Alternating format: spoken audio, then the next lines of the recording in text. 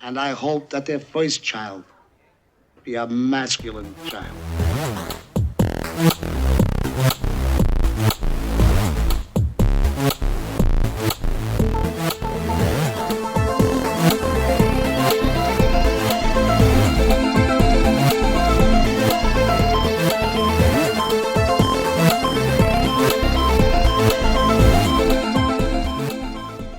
I do not.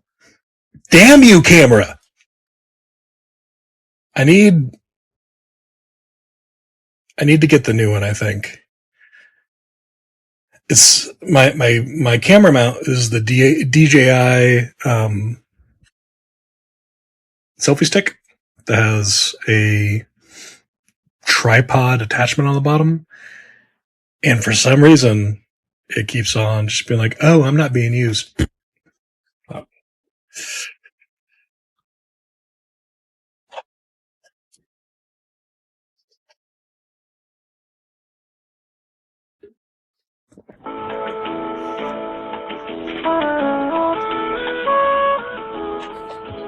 Well, now that it's just me, there's no one to stop me from spreading the Marxist damn you thing. Are we gonna have a problem, you goddamn Chinese thing? Your camera stop you from spreading Marxism? Yes, the Chinese stopped me from spreading Marxism. Yeah, because they kind of stopped it too. It's just new Marxism with Chinese characteristics. Like making money?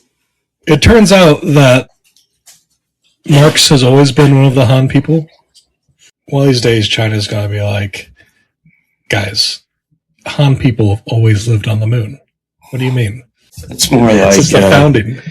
It's more like Russian stuff where, like, you're going to believe what we tell. Well, you won't believe it, but we know that you know that we know that we're full of shit. But we know that you know that we know you're going to just act like you believe it. So when I try to encourage Aurora to poop in the potty, I always tell her that kid, everybody poops except for Kim Il Sung because he did not have a butthole. At least that's what North Korea says. Okay, Erik.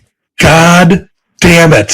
So then was he just literally in landscape? Let me try putting it back in portrait. If he didn't have one, was he just literally full of shit? Well, the whole thing is he didn't poop because he was divine. That's the question. Did he eat? If he was divine, he shouldn't have had to eat. Well, he was also lived a unicorn lair or something. The state mythology behind the Kim Il Sung is interesting. Okay, Erik, have I told you about the Super Kitties? I don't think so. Okay, the Super Kitties are a really peculiar show to me. I'll tell you what. No one apparently uses money in this world. It's a TV show for children on Disney. There does not appear to be any money involved in any transaction. Wait, no, they're kitties like cats or kitties as in kids? Oh, no, they're kitties, but they also... We're getting to all this. Gotcha. It's just clarifying. Yeah. My hypothesis is that this takes place in a post-apocalyptic, but not like the ones we're used to seeing. This is one where all the things that were left decided to work together and build an advanced world from what was left. Because there are humans, but there appear to be more animals than humans. And a large number of the animals are all sentient, and they all speak English. Mostly because I think I'm in America, and if I lived in Quebec, they'd speak hillbilly French, and if I lived in Barcelona, they'd speak Spanish. Or Catalan. That would actually be more accurate. You'd almost did a funny pun or something if the Super Kitties were in Barcelona and spoke Catalan. I wish I was that smart. Well, I gave you the credit. Well, yeah, at least I thought you were, so that counts for something. Listen, don't let the John Brown sticker on my cup fool you. I am kind of a dummy. Nah, you sound smart. I do. I'm very good at convincing people of that, I guess. One time I convinced my wife that dinosaurs were in the Bible. Anyways, so Super Kitties. They fight crime, but the crime is all perpetrated by other hyper-intelligent animals, and it's not actual crime. It's more ne'er-do-well rascals. There is Lab Rat, who is a hyper-intelligent rat that is in love with her lab assistant, Otto the octopus, who Super Kitties claim is very attractive. There is a parakeet that is super into show business and super glam. Her name is Jaja. All of this happens in a world where they all are hyper intelligent. There's this gay couple of pigeons that live in the park that sound like they're from New York. They got a Brooklyn accent. All this happens And the humans are just like, yeah, this is just how it works. There's no money. They have all this super advanced technology. Like one of the cats rides around on like a hover pod. They have like these stretchy superhero suits that they get into. I'm telling you, I'm convinced that this took place after some very horrible bad shit. It's like if you're in the universe of The Road, but then you fast forward 200 years and people are like, actually, we shouldn't have cannibals. Are they like, are they like the same size as they are now? So like the cats still have walnut-sized brains? They're cat-sized. So imagine this though, so they have like walnut brains and walnut-sized brains. And so if they could talk, would we want to actually hear what they have to say? And could they build a hoverboard? That's the other thing. You don't know why or how they have this technology. Yeah, because like they can't be that smart. I mean, just imagine like so a all pigeon the talking. Like, if a pigeon could talk, like, do you really think it'd have anything worthwhile to say? If a pigeon could talk, it'd either sound like it was part of the Italian mafia, like the good pigeons in Animaniacs, or it would sound like it was from Brooklyn and be like, "Hey, I'm walking here," like that. Oh, I just mean it's opinions. Yeah, all pigeons canonically sound like that. It's opinions, though, or like But that's the other thing. Like maybe there was some. Maybe this is the outcome of some hyper advanced weapons program where like we made these combat cats and animals, and they killed almost all the humans, and the ones that were left. Oh, maybe it's that the humans that are left are like the ones who were like on the inside of the program. They're like, yeah, we murdered all the humans so we could live in peace with the super smart cats. That would never backfire, though. Potentially, when you have kids and you watch nothing but shows made for 3-year-olds that have just enough of a story to like have a story structure, but you have to be grateful. I understand. Yes, you will start thinking all these things about the shows. You will start building crazy plot lines to maintain your sanity because that's how you get through watching these shows for 4 hours a day, 7 days a week until she's old enough to watch something that isn't Super Kitties. I mean, I've got the Toy Story Polycool. The Super Kitties are the survivors of a horrible, horrible event. They have brain chips for mental augmentation. Actually, I think there is a storyline that involves some brain chips, which goes to prove my point. So, then it makes sense how they can be smart enough to do all this stuff. Yeah. Anyways, we have been talking for a long time without talking about masculinity. It's because both of us are just. But it is kind of a more relaxed episode because you are about to Hulk smash everything in your house. Except I'm too exhausted to do it. That's like mentally I want to, but physically I'm like defeated and it's frustrating me. It's okay. No, that's the problem is when you're like, I want to commit violent action, but I'm just too tired. It's frustrating. It's frustrating, Jack. It's like the old YouTube thing, the end of the world. I see missiles, but I am lit tired. Take a nap and then fire the missiles. I am lit tired. Even though I was feeling pretty good today when I like accidentally fell back asleep and half the day went away and I was like, oh shit, this is what like rest is. And then it caught up to me. So it's all right. It has been, I feel you on that. It has been great because it's like with my wife and daughter in Disney World, I've had a giant quiet house that makes no noises, which I like. But I can also just like, well, I have nothing else to do. I'm going to take a nap and just do that. It's wonderful. I did that so many times this week. It was awesome. So this is the end of our Hexology in 8 parts. Originally, this was going to be a 6-episode introduction to the show where we laid out our thesis. Like you start out with like, why do we want to do this? Okay, so now why do we have that why? What is the question? And then get and explore it a little bit. Like what do we find in ourselves that is annoying about our masculinity? What do we find? What we think that other people, like young people, have? He's left already, people. He just left. I'm here. I just know you'll be talking for a while, so I'm here. We examined what we felt about the perils and difficulties that young men specifically say they are facing, what we thought about those things. We talked about how there are good examples of, before that, we talked about what we do like about masculinity, because it's not like this is all garbage. It's like there are good things about it. And then it was like, well, where do we see those? And we talked about that because one of the other core complaints is that there's no good masculine content. I'm like, well, there is. You just don't want to engage in it. Which leads us to our small recap and then kind of what do we see is happening next. All of this was started because 18-ish months ago, I was bugging you to help me find a job, which you did kind of. You set me on a good path. You didn't find me the job. Yeah, I was like, I did not find that, but connected you and you jumped and you made it. Yeah. I was there. You provided moral support and helped me talk to people who get me interviews. And yeah. I'm like, the places I could get you into, you do not want to work at. So They probably would not let me have a bunch of metal in my face. oh no, they definitely would. Like No. I just mean the work. Like you have a very good like work-life balance and benefits I do. and stuff. Yeah, I do. no, in the small company world, oh yeah, you could look however you want it. You know, even be more yourself, but. You know, they'd be like, how about instead of a 401k, you have stock options? Don't ask like how many we've actually issued.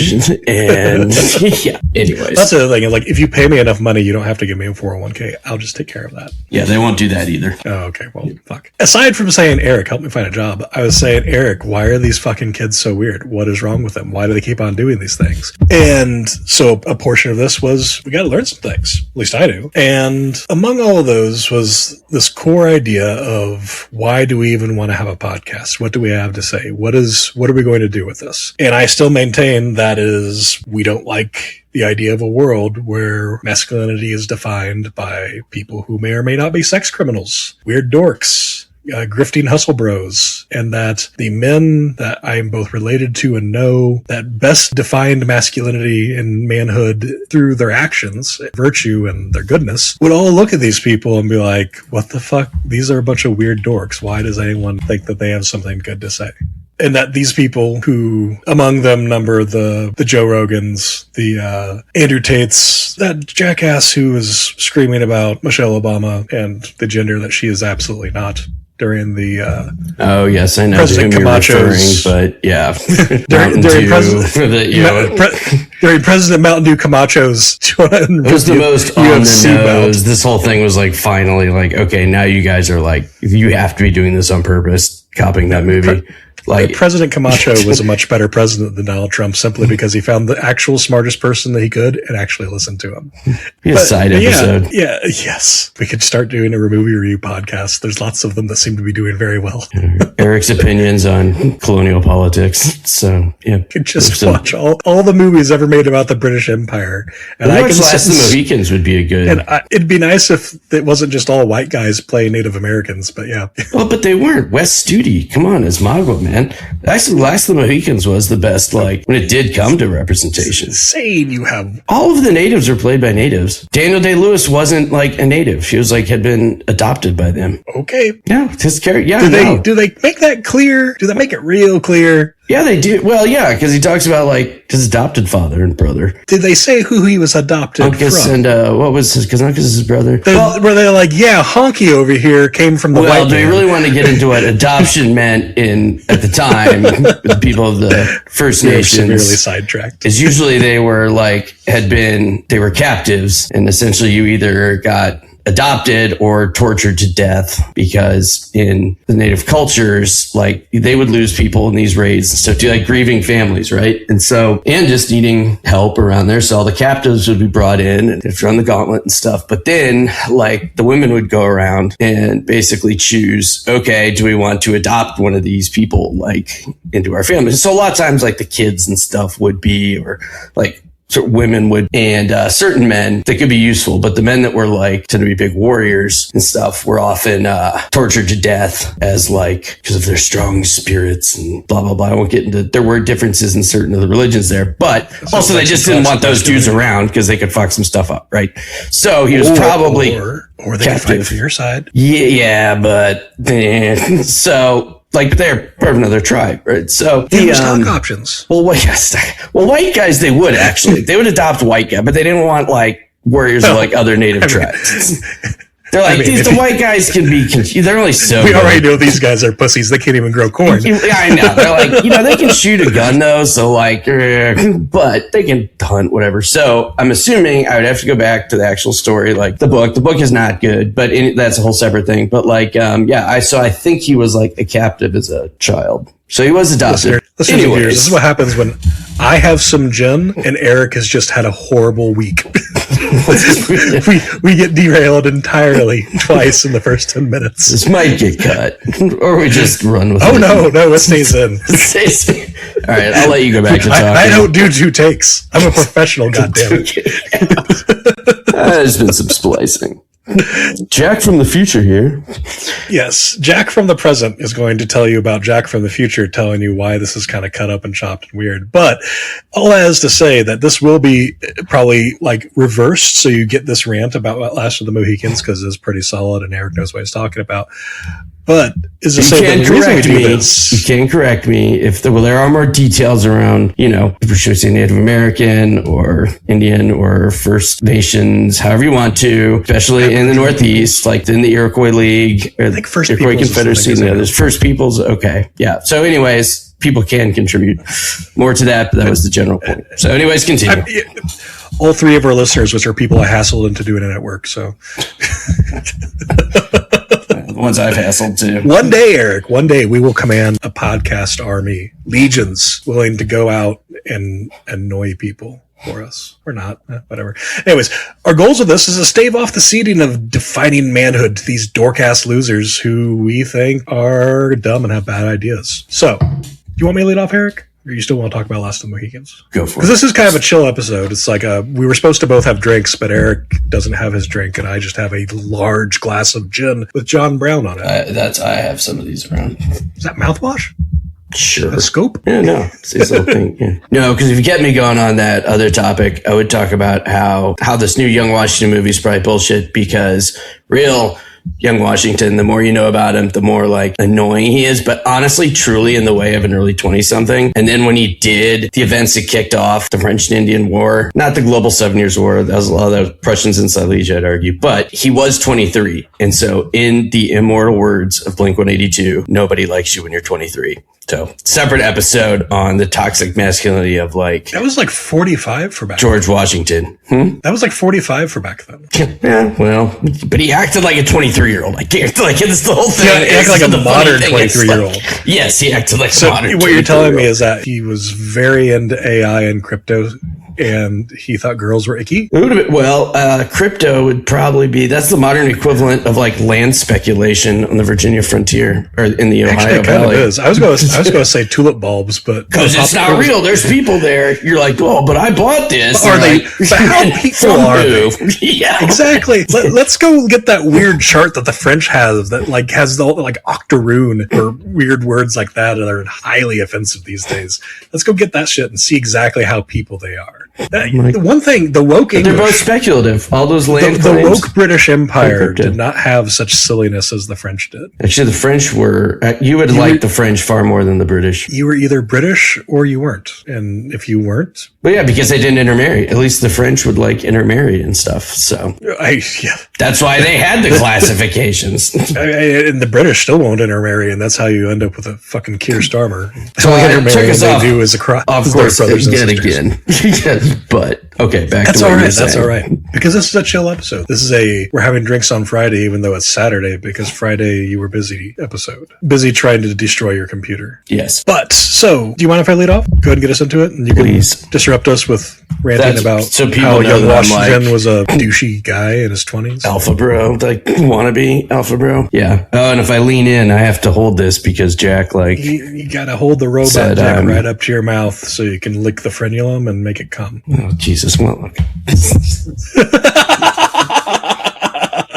That's how we know Erik's not gay. Told you.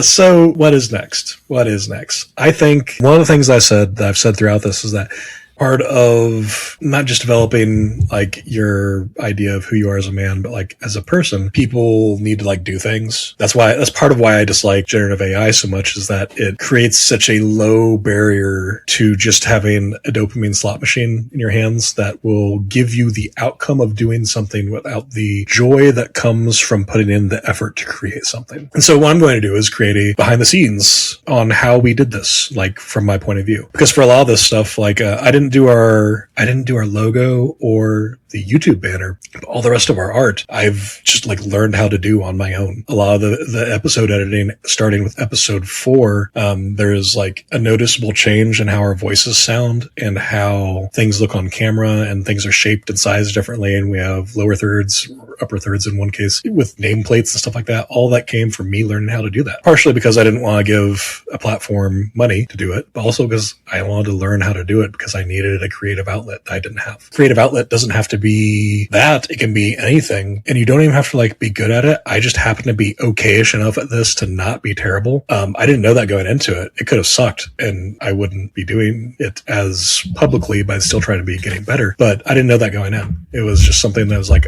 I want to try it. I want to see if I'm good at it. And it turns out I am. So I want to... But you have to suck first, and that's okay. Oh, yeah. And that's just how it works. There are few natural savants in any field. And one of the things I go to that might be a little bit more manly to go back to is that when I was in the Marines, the first time I went to the rifle range, I was a pizza box. The second time I went to the rifle range, I had the company high score. And then I went to teach other Marines how to shoot. And I never kept track of like how many experts I trained. I had more than I thought I would. No one can just pick up the M16 and be good at it. It takes some effort to learn how to use that thing. And I wanted to be good at it. So I learned how. I'm not the best guy out there with the rifle, but it's kind of like how people describe Obi-Wan Kenobi. It was that like he wasn't the most powerful with the Force, but he was the one most willing to like put in all the extra effort to be the best Jedi he could. That's more of expanded universe than current canon, but whatever. This is the difference between us. Yours are Obi-Wan, and then I go off on like 23-year-old George Washington or the because background. I study the cool stuff, Eric, not a bunch of lame ass history stuff. I know, but this is also why you're more connected to the like online world and stuff. So we have topics to talk about, and I'm grounded in the real world. So you're kind of like, hey, there's all this weird shit online. What are the actual people doing? And I'm like, all right, well, Jack, you are good at things that are actually useful and like in a cultured environment, and I am a man of culture, which are not the same thing.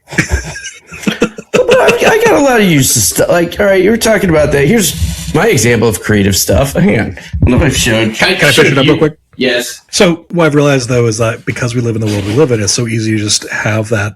It's easy to carry a system down. So you don't have a way to learn how to do things. And learning to learn things is a skill. You may not have gotten that in a way that is meaningful or in a way that is applicable to your whatever things you like. Or you may not have gotten it at all. I don't fucking know.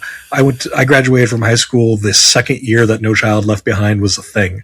So education changed a lot.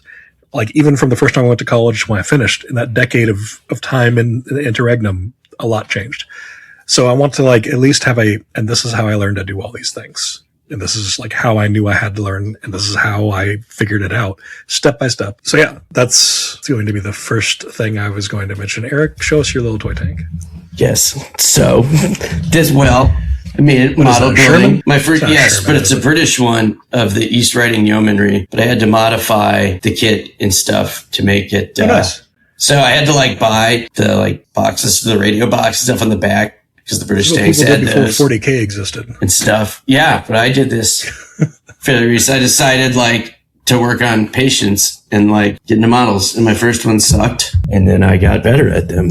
So that was just reinforcing your point. Is that from a model kit or like the thing where like they do the wargaming stuff before tabletop games were like the wargaming they used to do like 100 years ago? No, it's a Tamiya, like, so, you know, we're all in the sprues, raw plastic. So there are many layers of like paint and different glosses and decals that have been blended in a way to like, you know, make it so that, that was basically from scratch-ish, just the No, that's really cool because I don't have the patience to do that. I get very frustrated. Well, that's what I get frustrated at the gluing phase. Yeah, well, that's what I was like. Well, the thing is, you use the glue, though, it's more, it just melts the plastic together. It's not like regular. If you try to use regular glue, that would be frustrating. I use bottle glue. Yeah, okay, well then.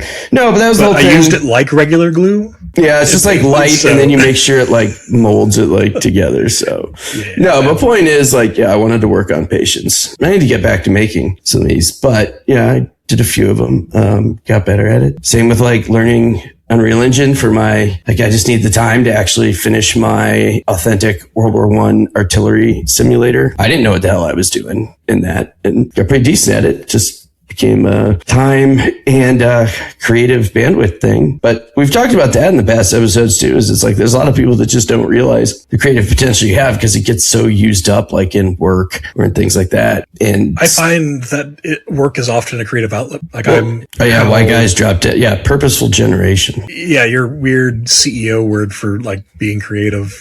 No, that's what I came up with because people, if you say creative, a lot of times they'll think it's just art, right? Versus but it is. Yeah. Like, or art in the sense that, sorry, go ahead. Oh, so what is art? It is you trying to convey an emotion to another person through a medium, basically. I'd say that's one definition of it. I mean, sure. I think it can be broader than that, but. Well, yeah. So when I am trying to convince like a vice president to do or not do something, and I'm putting together a PowerPoint deck, I am crafting every pixel of that fucking deck to convey you either really want to do this thing or you do not want to do this thing. And everything in there is framed in a way to convey the message I want to convey. That's why I don't let ChatGPT or Copilot or any of that shit do it for me. It's like, because it will make a deck and it will maybe say the things I want to say. But as a regression algorithm, it's always going to reduce to the mean. And I think I'm better than average. So my own ego refuses to allow me to let the regression algorithm do anything for me. But also, like, especially if I know the person, it's just going to convey a generic whatever. I know what to use for examples and like, okay, you remember when we did this and it didn't work? This is going to be that times 10. Things like that. So it's one of those things where like I could outsource this to a program, but I'd much rather engage the creative side of my brain and say, well, no, I actually know how to craft this in a compelling way. And you only get to being able to do that by doing it. Like you have to learn how to do it. And the only experience you get is by just doing it. It's not even the visual stuff of the PowerPoint though, too. That's what I was, wouldn't want to limit it to like visual stuff. It's the framing of the argument, right? Which I think is what you were getting at too. But like, it's like, that's why I found it's hard for me to write, when I'm really deep in it with work. And it's not because I'm like, my soul is crushed, but it's because since I'm always having to, building startups and stuff like that and new products, like when you think about it, a poem, I may be like, okay, this is this is the emotion I want to get at. This is the metaphor, right? This is the meter I want to use. This is like the, rhyming scheme, all that I want to use, the structure. And then it's putting all of the pieces together in a way that is, it's a logical argument, essentially. Kind of like pure math or philosophy and everything. And it's the same part of the brain that, you use to solve problems or frame the argument and stuff like you're saying. So it's like literally, so we don't think of it as art, but it's the same part of your brain that you use for quote unquote art. And, it should be respected as such. So I have, if we had done the tech podcast that I wanted to do also instead of the masculinity podcast, there's a thing I could have gone at in length about this because back when technology was still fairly like not a force of evil, at least seen that way by most people, when people were fairly happy about Google. This is why we didn't do it, because nobody would give me their money if, that guy that you talked to. But anyways, continue. Exactly.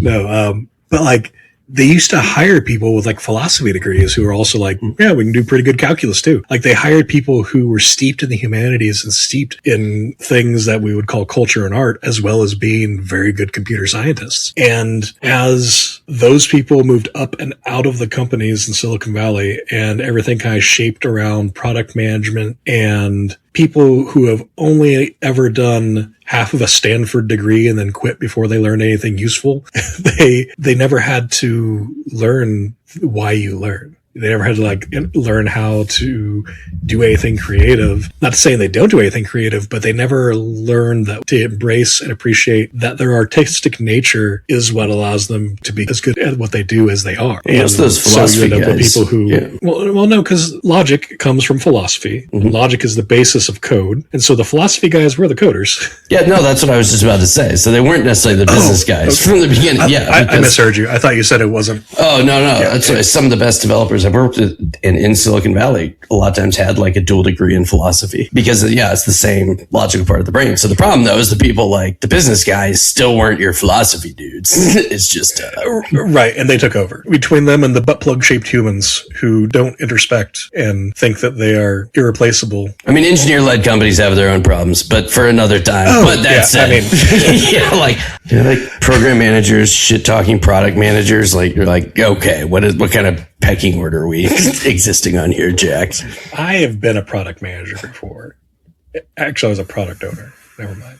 If product managers were like the product managers described in a lot of the books that I read to learn how to teach safe to people, it'd be fine. But instead, product managers are like, we could shitify the hell out of everything. Well, that's because you've only worked at big companies. I'm a chief product officer, okay? But it's when there is no product. It's a little bit different when then you have like one button of a product. A little bit different. See, we could do a business podcast. Erik, you and I have unlimited potential to rant about things. Yeah, let me make some more money first, and then I can give my Why do you think I keep opinions. paying the idiot tax? Every 2 days, I drive past that lottery sign on 85 on the way to downtown Atlanta, and I see that number go up, and I do nothing illegal on my phone while I'm driving. Nothing illegal happens while I'm driving, but once I come to a full stop and park, I pull out my phone, and I buy a lottery ticket. Well, that's a whole lot, yeah, but it's easier on your body than my route. So, but anyways. The next thing, I want to talk about how I rebuilt my attention span. I think one of the big problems we have a lot today with young men is that they don't read. I'm not saying that dudes used to read a lot, but when you were being bribed with personal pan pizzas, we all at least tried. One of my ex-girlfriends, her dad created the Book It program. He was the head exec for them. Yeah. I don't have the deep medical knowledge of like how it all works, but I do have enough from just listening to people who do to understand the way reading affects your psyche and your view of the world and how you process information from what you're reading. So it's not just that you read, but what you read and how you go about reading it. That's all like super important. And you can't do any of that if you don't fucking read at all. And once you start reading again, for me at least, it becomes addictive. Part of the reason I read on an iPad is that it has a little thing that a notification pops up when I've read for 5 minutes because that's my goal every day. And then I just keep going. And finally, eventually, like I have to put this down and go to sleep because I have to wake up in 6 hours and get a toddler out of bed. Yep. But especially like with, if I'm reading Terry Pratchett, like I just can't, I want to know what happens next. But beyond that, I forget the guy's name. He's this British author. He's on Masterclass by BBC. He talks about how, so the Irish, the pre-Roman Irish, they didn't really write anything down because they viewed written language as almost a form of magic. Because the way humans behave in their brain when they're reading, it's a meme on Twitter or Instagram. The cool thing about reading is that you basically hallucinate the story in your head as you're reading it. The Iron Age Irish viewed that as a form of magic. And so like the only things they would write down are like their most sacred ideas and rules and all that stuff, and only like the high priestly orders could actually read it. And so beyond any benefit you have from business or work or any of that, it is a very, I don't know if there's any other animals that, like, we can teach symbols to animals, but I don't know that any other creatures on earth have the experience that we do from interpreting symbols like we do. And so it's just beyond how it can benefit you in your professional life, it is just a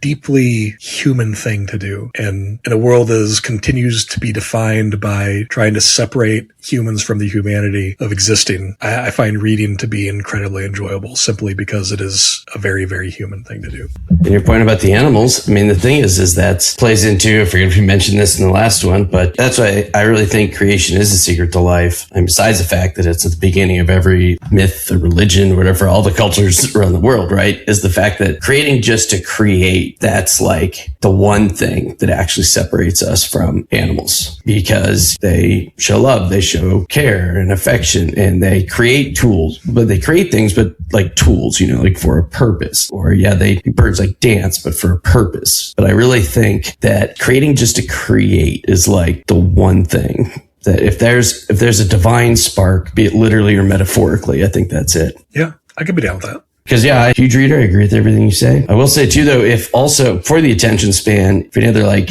ADHDers out there, for me to relax, I can't just be doing nothing because my brain keeps going. So it's also hard to sleep because I might not be anxious about something. And I don't mean this in a pretentious way. Like, my brain doesn't stop. Like, I'm not saying they're useful thoughts or like smart thoughts. No. It's just thoughts. Like, I need to write down all the dumb shit I've ever texted you. No, well, there's a record. It is written down. The religious pantheon of Sesame Street. Some of those are, I'm like, I've gotten to a point where I just like mute my phone. So like for everybody after after a certain point in the evening, and it's like helps. I feel like obligated to respond, but then in the morning I'm like, okay, that's it, we got. But no, I mean, it's like you'd be laying there just thinking about something pointless. But if you're reading, relaxes me and helps me kind of like ease more into the sleep zone, soothes the brain, because your brain is like, your mind is active, but it's like focused on something that isn't anything that you're worried about or isn't just it going off on its own. So yeah, absolutely. That's part of the neurochemical portion I was talking about. Like there are these side benefits to like helping you sleep, helping you concentrate on other things when you need to concentrate, all this other stuff reading specifically does. And we can link that to a lot of things that are like, people no longer possess this skill very much. Well, you don't possess it because no one reads anymore. There's a whole bunch of stuff like that. One of my sisters, her PhD thesis was on literacy. I'm going to talk to her about it and see if her research included any of that kind of stuff. But yeah. Another area I was going to include was gym content that isn't expressly fitness content in the way that like Instagram fitness content is Instagram fitness content. Erik is in much better shape than I am because he goes there.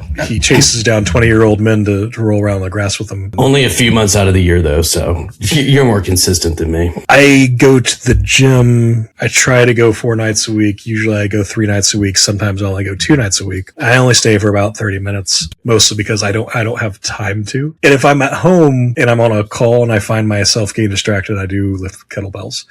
But specifically to address what you and I both see among young men in the gym, which is there's this idea that you have to go and you have to lift to get this physique that is not natural for the human body, impossible to maintain over a long term, and incredibly harmful to get through all the stuff you have to jam into your veins in order to get it in the first place.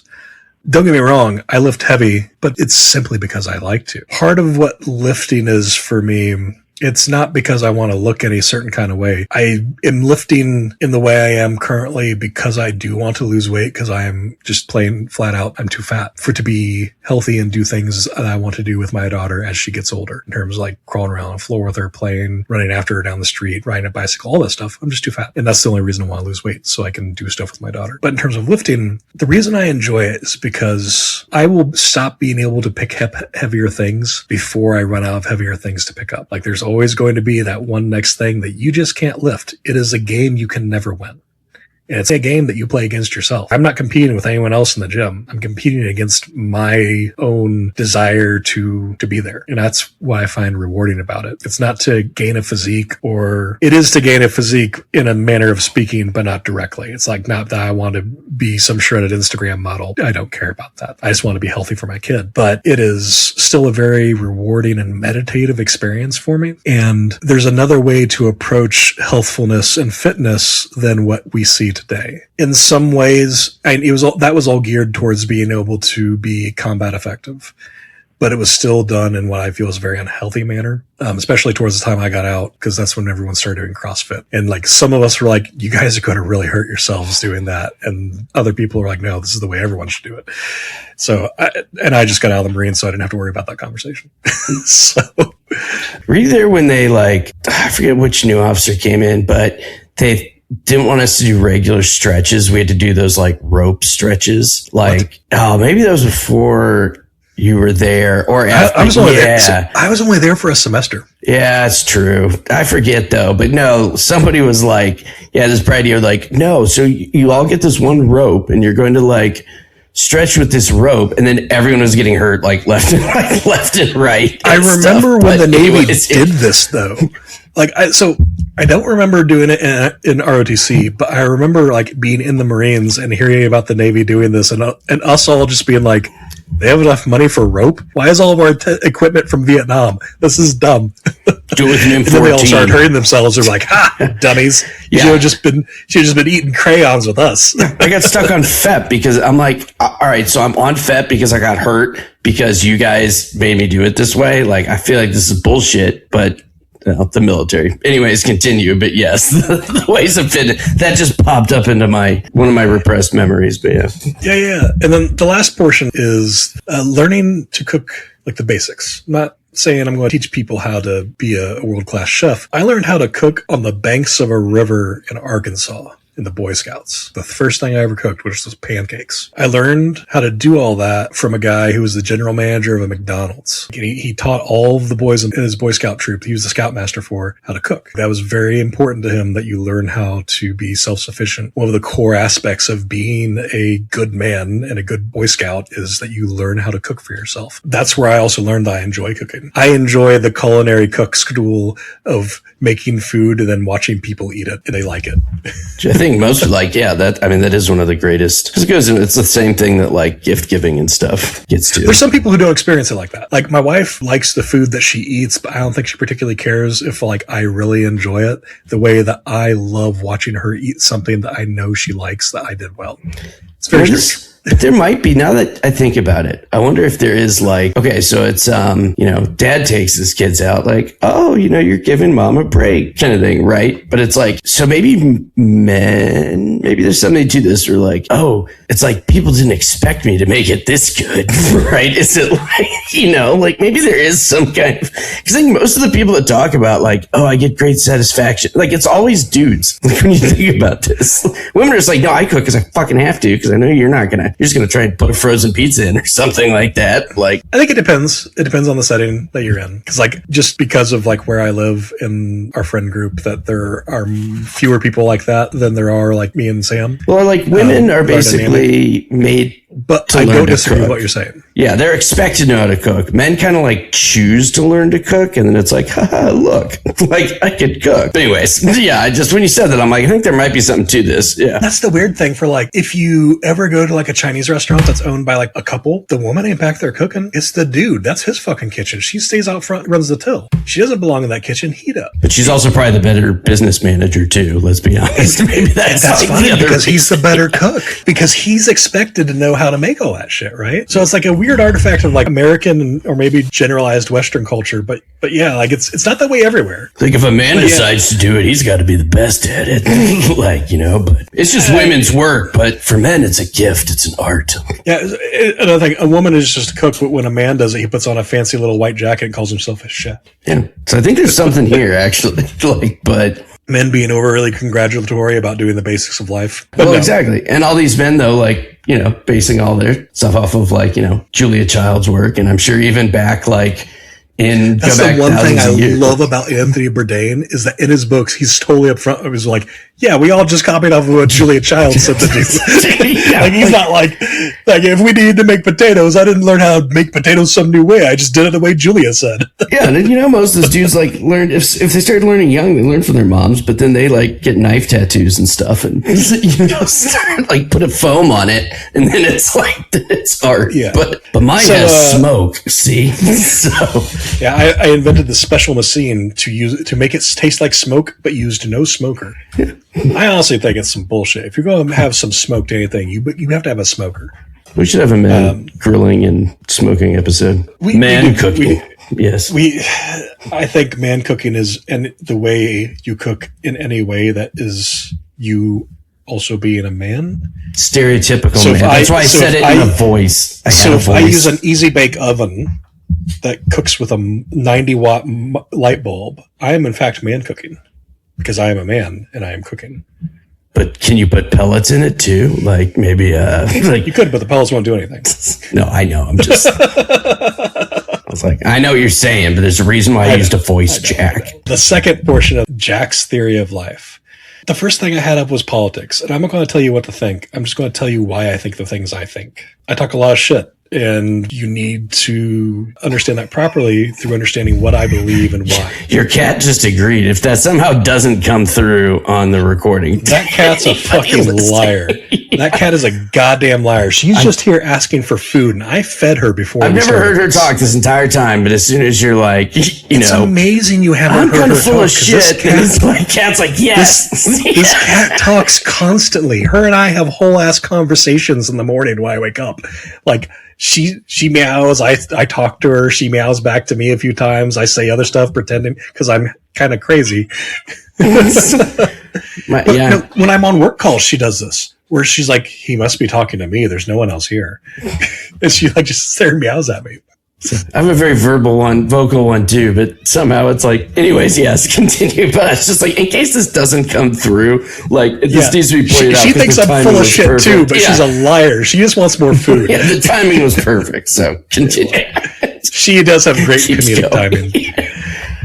But yeah, so like I talk a lot of shit. But you need to understand what that shit is based in. And it is based in something that I do believe. And there is some theory behind it written by people who are smarter than me. It's not just something that I learned from listening to a podcast or Fox News or the leftist equivalent, which doesn't exist. Jacobin. Do they have a video one now? Does Jacobin, I do not know him. Magazine. Oh my God. Uncultured American. Continue, leftist. I speak 2 languages. You need to read. You need to read more theory, Jack. Good English. That's what people tell English. each other, don't you? You need to read more theory. No, I am not that kind of leftist. I am the kind of leftist that people say that to, and I fart at them. No, Jacobin's in English. They're just pretentious, so that's why they named it. Oh yeah, that's why I haven't read it. Most leftists. Anyways, continue. See, Eric, this is where the circle completes between you and I, because you're a working class person, steel country, whatever you call it. And I am too. I don't buy into all the ivory tower bullshit either. I just do it from the point of we could just redact the billionaires and we'd still get their money instead of taxing them. To be clear, I say that, but I can't really claim full working class status. I especially like... That's right, because you don't have a job. Damn layabout. Entrepreneur. Yeah, so I'm like a gentleman scientist. I'm like, I'm building something, okay? Like, but Dad, I need more money. You and Marx have so much in common. Living off the proceeds of your wife, you doing nothing but like writing lunacy. Men, secret to life. Marry a woman with more money than you. It's great. She's going to hear you one of these times and come in and like hit you with a bat. And I'm just going to laugh and then be like, "Hi, Val." She does, trust me, she like doesn't listen to me. So that's the only reason why she doesn't hear this stuff. And I don't even mean that to be offensive. It's just like, she tells me, she's like, and I'm like, oh, we literally had a conversation about this. Like, I told you that we were doing this or whatever. And she's like, well, but you say a lot of things. And like, I can't listen to all of it. I'm like, Eric, I'm going to be honest with you. If I was married to you, I probably would do the same thing. Yeah, I know. It's a fair argument. But that's not like, trust me. If I was married to me, I would tune out about 2/3 of all the shit that came out of my mouth. Yeah. So that's not even one of those like kind of boomer jokes. Oh, wife. No, that's just like straight up honesty. Like, I know I'm full of shit. I know it. The cat knows it. Eric knows it. Yeah. So, no, I like my ivory tower. Okay. But continue. But no. Aside from Eric's layabout lifestyle, I'm sorry. I don't know what else I'll say about it. I just do tons of, but the thing is like, I'm like, I do tons and tons of work but for like no money.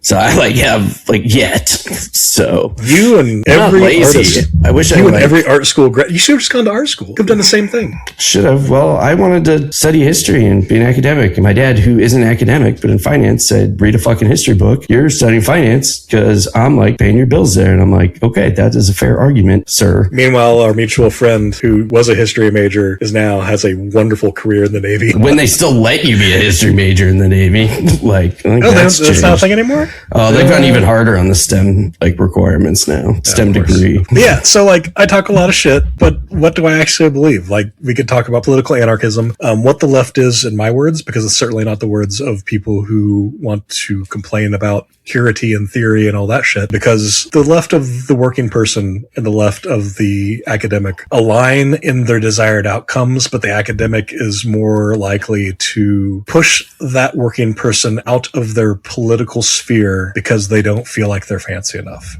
And that's why I say they complain to me about theory and I fart at them. So, because that working person fucked up and didn't choose parents with more money when they were born. Yeah, like the academic. That's why they're so smart. As we all do before we're born and we're presented the start screen of life. Some people just choose, I just want to play the story, and they get rich parents. And then some of us are like, fuck no, I want a challenge, and we choose hard. And then, we get told we have to start paying rent by August or join the military, whichever comes first. Where others get to get PhDs and, never even have to chase a tenure track. But yeah, you fucked up. So did I, to a degree. But anyways, no, I didn't. I love you, Mom and Dad. And thank you for everything. I didn't. Your parents did a little bit more than mine did for me. Yeah. No, That's not me complaining. That's just like an observation of reality. Yeah. I'm like, okay, I'm admittedly like the Indiana 1%. 100%, but You and Pete Buttigieg, national. you and Mayor Pete got a whole lot in common, Eric. Both. Hey, I was in South Bend. You should listen to the No Gods, No Mayors about him. Next time you have an hour-long drive, I will send you the link to the episode. It's fantastic. I work from home, quote unquote work from home, so I probably won't have an hour Yeah, drive for a you while. gotta leave that house eventually. Is there a Jaguar dealer in Indiana? Do you have to drive to another state to get the thing serviced? Because I know the Brits aren't going to let you do it yourself. No, I got a guy. I wouldn't take it to a dealer. So Okay. there's that's the thing of living on the north side, Jack. Is that's when you have like your European car specialists and stuff. Oh, you guys have those here? We have them in Alpharetta. When I first moved here, I was like, really? That's a thing here? And then after a week, it's like, yeah, that's a thing here. Because everyone drives an Audi but me.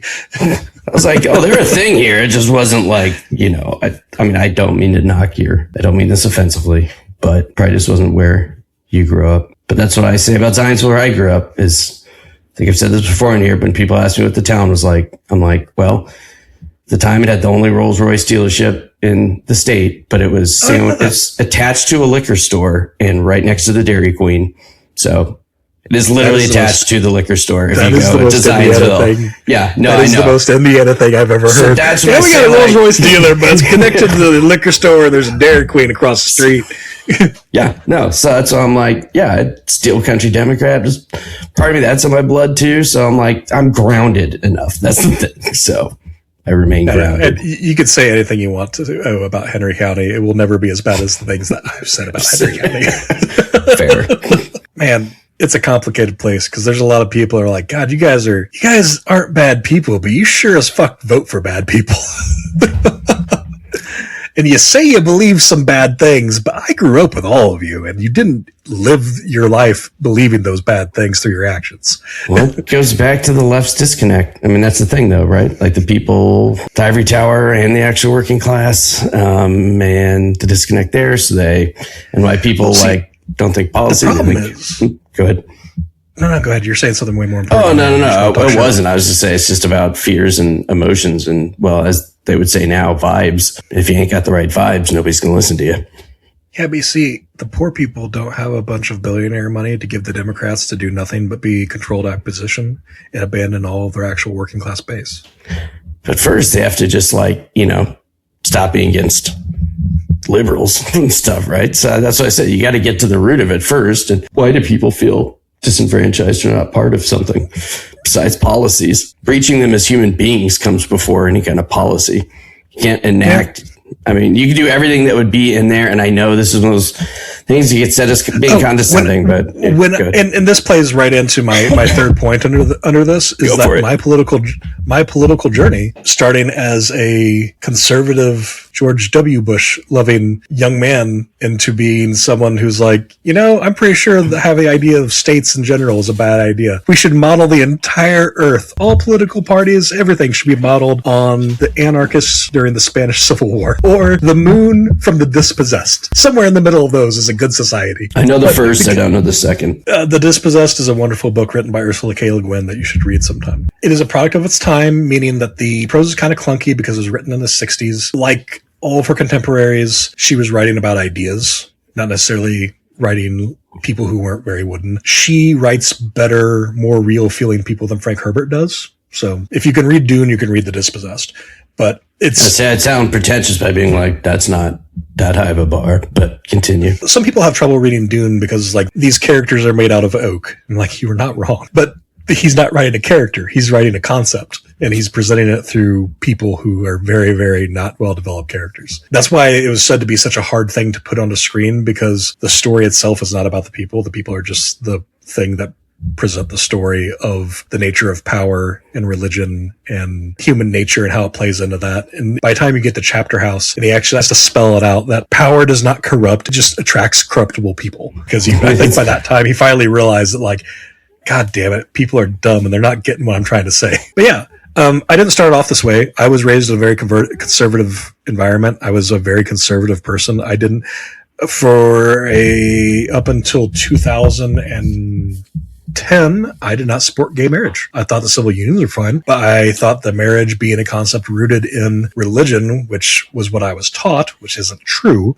But at the time, to my logic was, this is a religious thing and the religion should be able to create the rules, and the state adopting it should follow the guidance given by the people who created it. All that was backwards, but it was built on a logical foundation that I did not know was untrue at the time. And one of my friends that I grew up with that was gay, it was like, I've seen how you are with your wife and how you were just like enthralled with her. And if I feel that way towards a man and want to spend my life with him, why shouldn't I be able to get married to him? It was simply that no one had ever said that to me before. This is before I understood that I was bisexual. This is before I understood a lot about myself, because when you aren't raised with the concept and the ideas and the words to describe the things about you that you know are different than other people, you don't know what they are. You just feel like you just know that you're different. And so I was like, oh shit. Yeah, you should be able to get married if you feel this way about another human. But I didn't start that way. Who knows how I'll end up, but this is where I am now. And the point is, just because you started somewhere doesn't mean you have to end there, and it doesn't mean that you might not come back to it. Most of the reason that people are the religion and the political options that they pick are entirely based on the geography of their birth. It's not something that a lot of people end up choosing in America. And part of that is because they don't proactively inspect themselves. Part of that journey was learning to interrogate my own beliefs and say, why do I feel this way? Okay, why do I feel that way? Okay, why do I feel that way? This is a thing that like actually has material benefits outside of just personal development. This is asking why 5 times, but it's a good thing to like, why do I believe this? Okay, why is that? Why is that? Why is that? And when it comes down to politics or religion, a lot of times it goes back to, well, this is what everyone around me was growing up. I didn't actively choose this. So you're saying we need a way in which we can bring all kinds of different people from different beliefs and from different geographical areas together in close proximity to learn from each other for maybe, and we call it the Thunderdome. Oh, I was going to say, bring back the draft. No, God damn it, you fascist. Sir, I saw my opportunity to circle back to it. I had a point. I will concede we can bring back the draft. However, it has to be like in Starship Troopers. Yes. And in Starship Troopers, in that fascist wonderland of a book, they had a version of the WPA. I was to say, yeah, you could just have like we could get so many like infrastructure projects for the federal government. Yeah. You can rebuild park trails, or you can go fight the bugs that we're trying to kill for their territory. Yeah, no, see, that's what it actually before, but just getting worked up by saying bring back the draft it's just way more fun to say it that way. It is, I know. Because I know that there's like a kernel of truth. So that's actually no, there's to make not. the world woke. God damn it. You know what? Bringing back the draft. I will tell you, there is no situation where I was being shot at that will have been made better by the guy next to me not wanting to have been there, because we all volunteered. Yeah, You're all but how many people Marines. Became leftists because they got shot at? A good amount. Fewer than you would believe. Well, I know more than went in, right? I don't know, man. I feel like people go like one of two ways. Pat and George Orwell are the 3 that I know of.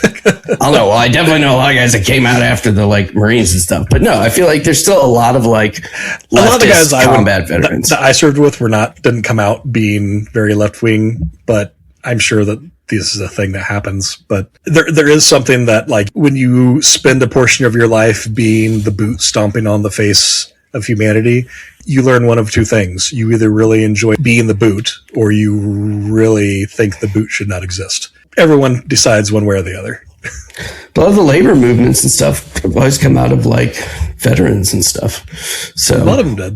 Mm-hmm. Then the second portion of Jack's theory of life. Jack's like, moving on from this. Well, because we've been talking for an hour and we haven't covered the things that should have taken 30 minutes. Because we keep talking about the draft, the work projects administration, the psychology of business, and last the Mohicans. That's pretty good, honestly. I mean, we are a 4-quadrant podcast. God damn it!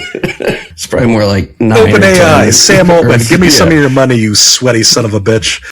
We're gonna train it. We got transcripts. I will sell out $10 million and I disappear.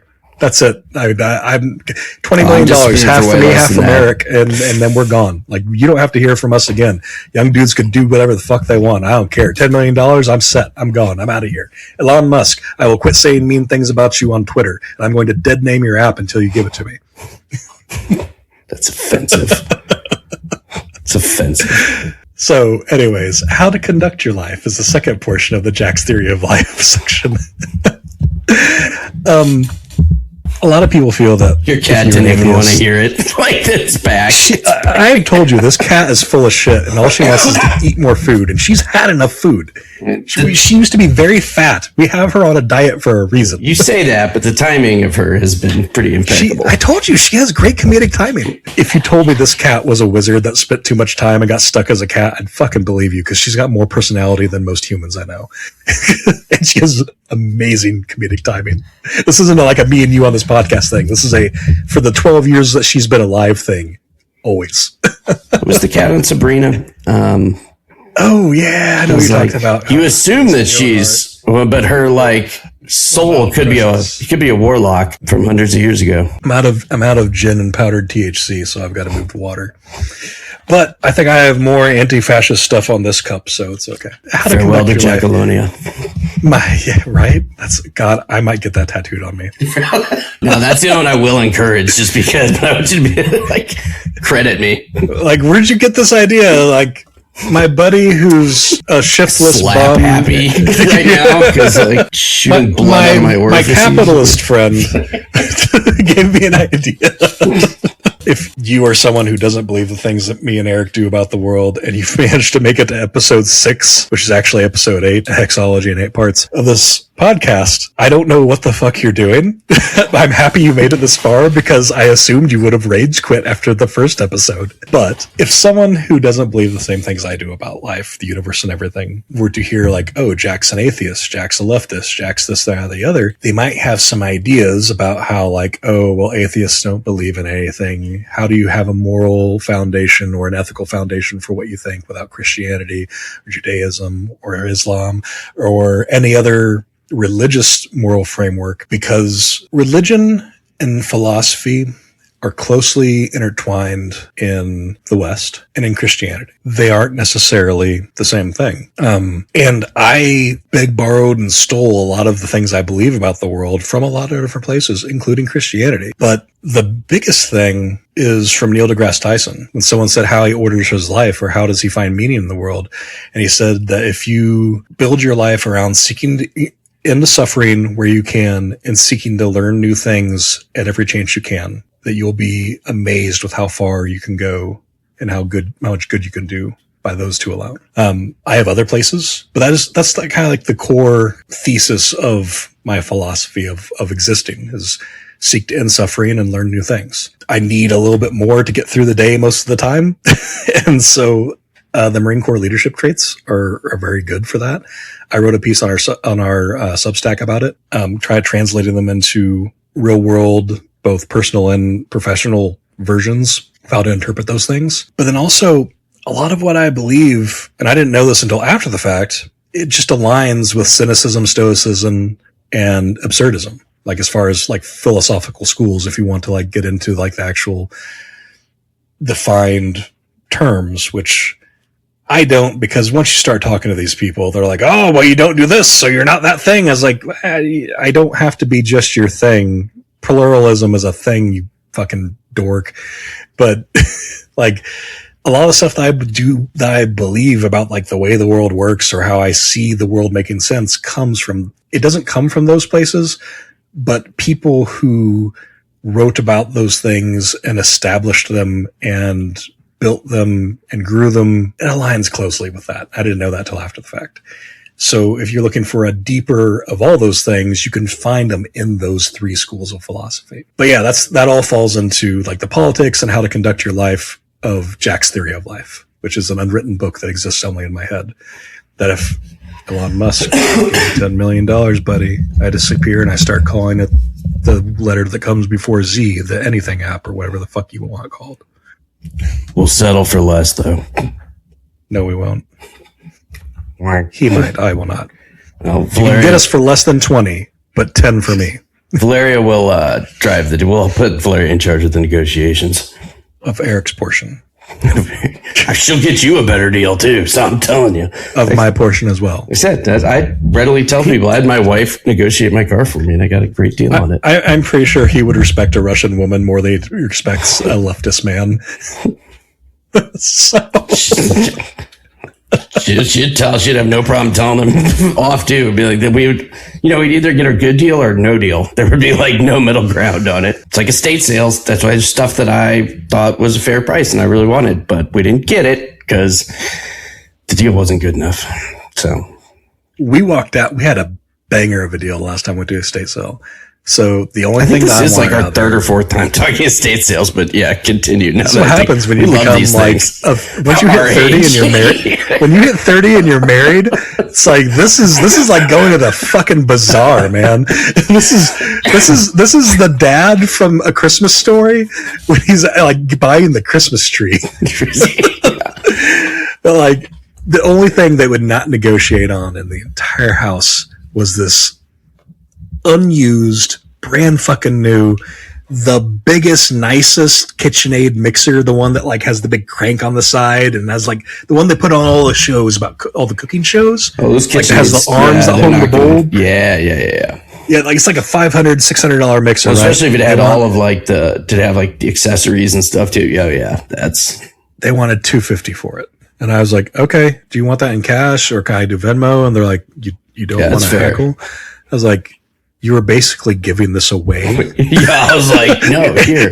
They looked at my wife, were like, are you just like an amazing cook? She's like, no, but he is. And they looked back at me, kind of surprised, like, it's like cooking and this is a good mixer. Can I give you the money for this? And they're like, anything you want in this estate sale, you could just have. You're like, it's like, jeez, okay. Who runs that one? I want like a lot of them. Because they had spent like 4 days with people like cussing them out and like arguing with them, but like it was a rule from the owner of the house that was selling stuff that they would not take less than $250. And so like they were so happy that I was just like, yeah, okay. That's usually the last day price. Is when they start like it was the last day and they hadn't sold it yet. And I was just like, yeah, that's a fair price. They're like, you can have anything else you want in this house. It's like, all right. Yeah, because that's someone's got some toys for my daughter. Last day, like some of the really cool stuff and everything will be gone. But if there's something that was like, it's really good, but it's high priced, like that's when like other people haven't bought it. Like sometimes you can get, we have one of our nice rugs is, one that they had at like multiple homes and stuff, like, and they just could not, and they would just like bring it to other ones. And I think it started out like close to maybe around $10,000 or something. And we ended up getting it for like, well, it was down to like 400 some or whatever. And this is a big rug. And I'm like, okay, well, that's great. No, I want this. And Flair was like, no, she's like, shut the fuck up. She's like, and here's the thing. You just stay down here. All right. Don't even come because when I'm talking, I know you'll be standing behind me, just making faces like, like, so no, just don't let me deal with it. I think we got it for like less. So yeah. I need to go shopping with you guys sometime and see this in action. She's like, I know you're going to make faces. Like, stop. Like, yeah. Like, I'm autistic and that's ableism. But I just play to like, well, my wife says, but I'm like, just give me a good deal. Yeah. You and I have worked from opposite ends of the corporate world and in various size companies. And I think that you and I have a lot of good career advice that we can give to people that they aren't going to pick up anywhere else. And so I think that'd be good to do some episodes on career advice and guidance because you and I have no vested interest in seeing these people fail or succeed, but we have things that worked for us. We have things that we saw fail for other people and fail for us. And it'd probably be useful to hear that from an unbiased party. And then lastly, the topic bomb, which is probably where we're actually the next thing we're going to do, which doesn't involve you, Erik, because you need a break. Oh, thank you. You have other things that you need to take care of. Besides me hassling you to do podcast homework, which is where I interview friends. Like if I don't even care about my health, Jack, that's why if I just think Erik's so committed to this, he's willing to die on camera. Yeah, I'm like, but here's the thing. If your diastolic numbers aren't consistently in the triple digits, are you really trying in life? Are you? It's not a high score, Erik. I'll stroke out first, but I'll have made a point, okay?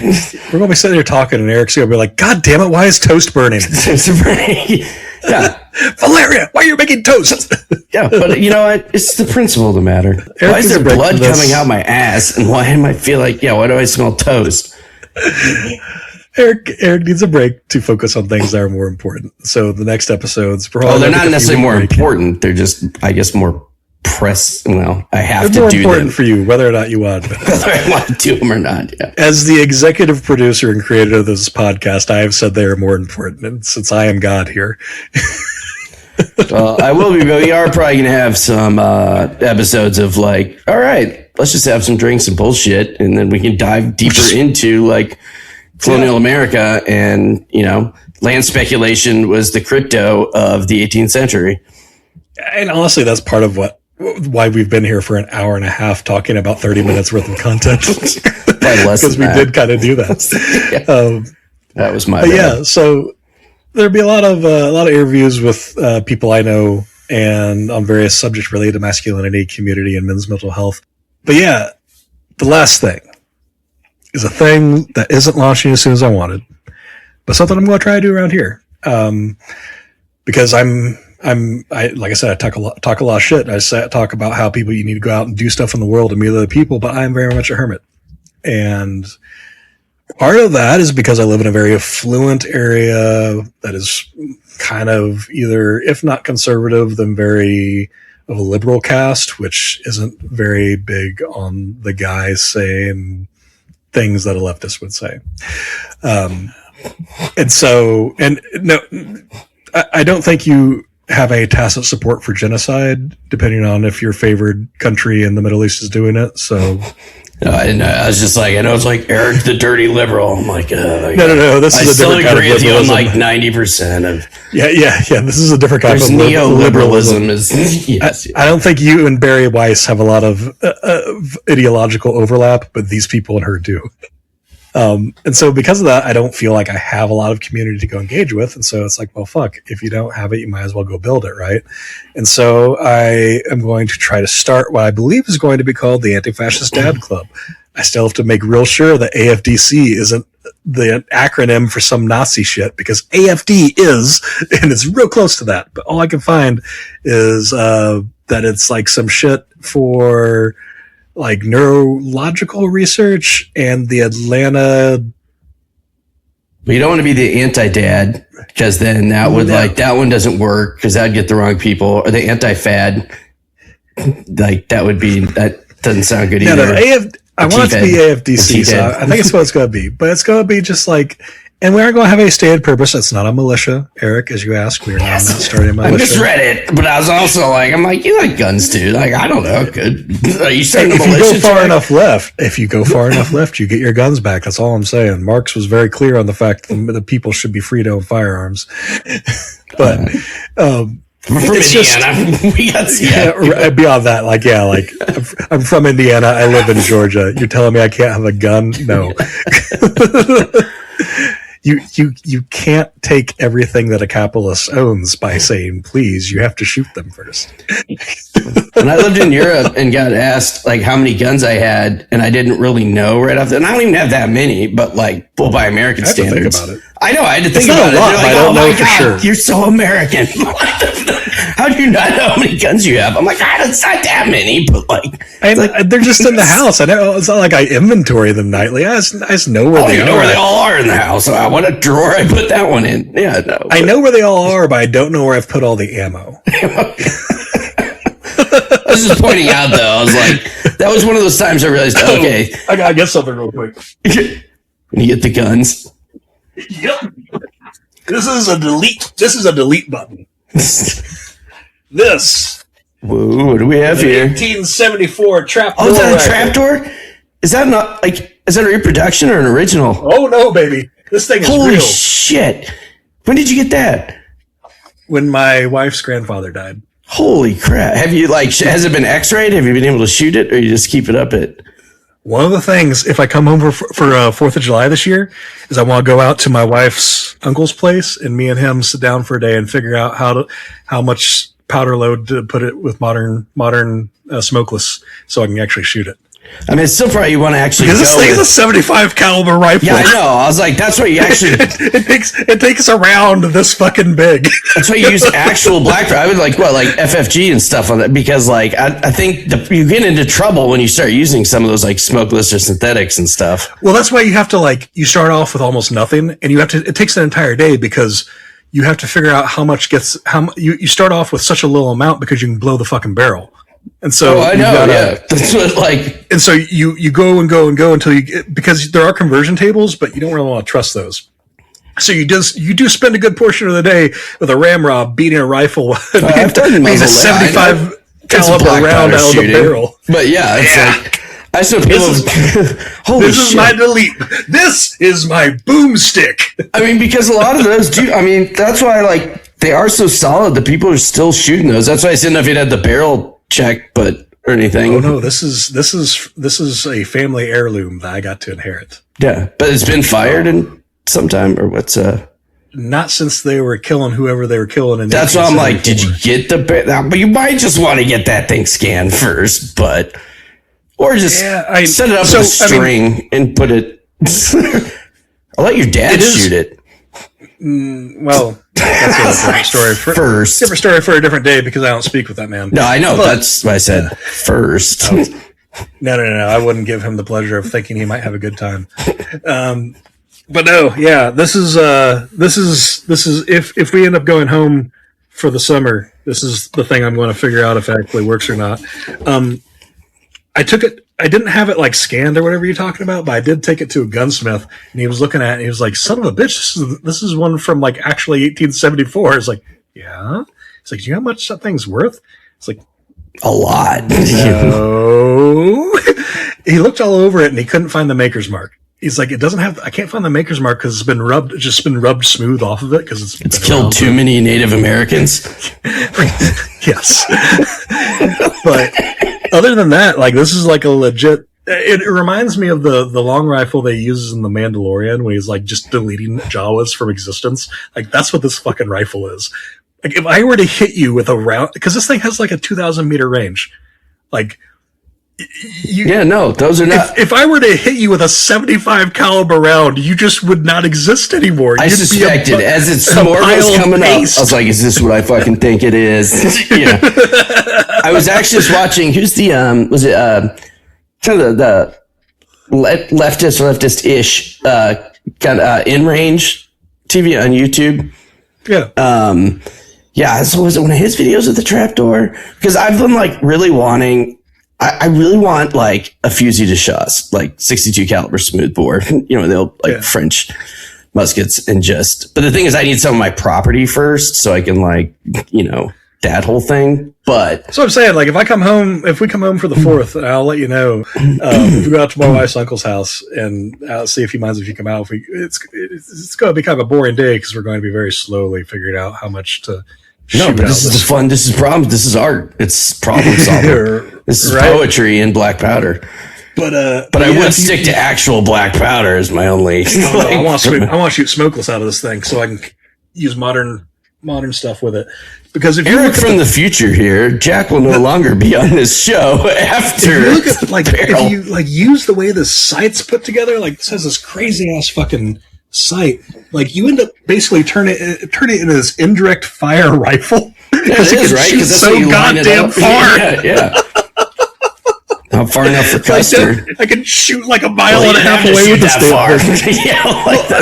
That's the crazy thing. Guys who were good with this thing could nail stuff a mile away with it. And it's I'm a good marksman. The farthest I ever had to shoot with iron sights 500 yards.